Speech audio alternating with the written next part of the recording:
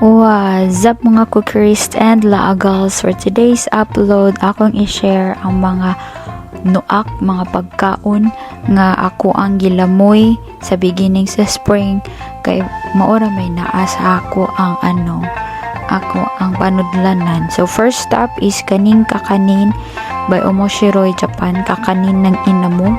For me the best ang iyahang palitaw niya, inyo sang makita ang iyang pichi-pichi. And then napo na siya empanada nga kanang ganahan sad kay kustanan. Bet na ko ang kanang baked empanada over sa kanang deep fried or kanang typical gud nga empanada. And then nag-try sa day ni siya luto og kanang pandesal. Bet sad na ko iyang pandesal cause lami siya maluto. Yes, kani mo na ning empanada nga ako ang giingon earlier. And then aside from that, niluto sa na siya og nagkadaiya iyang sudan pud niya. Ang akong na-videohan lang so far is kanirang iyahang ginataan nga gulay di ay with pinalitong isda, and then kaning isda is barato kay namo ning napalit 100 yen kanang duha lang kabuok. And then naatay roasted chicken, fried chicken, and lami kayang gravy. Next naman is kaning gikaon namo sa Harvest Hill. Cutesy lang, especially kanaon ng potato. And then kani pong tinapay kay syempre kita may nabuhat ana. And then nag-ano pud ta, tawag ani nag-yakiniko pud ta.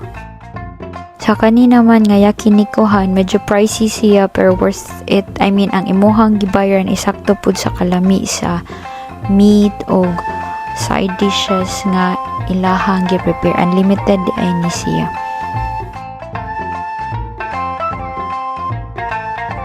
Next naman nga akong i-share is kaning Japanese restaurant nga nakalimot ko unsay name, pero kung interesado kayo mo, comment lang mo sa ubos. Very interesting because it's like a gourmet version of your favorite Japanese food.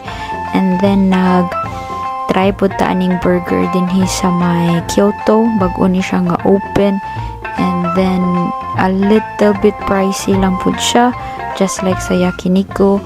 Worth it ra po ang imuhang gibayaran. I mean, ang imuhang gibayaran is exactly kung unsa jud imuhang tawagan ni kanang gikaon. Imuhang gibayaran is ang imuhang gikaon is sakto ra sa imong gibayaran.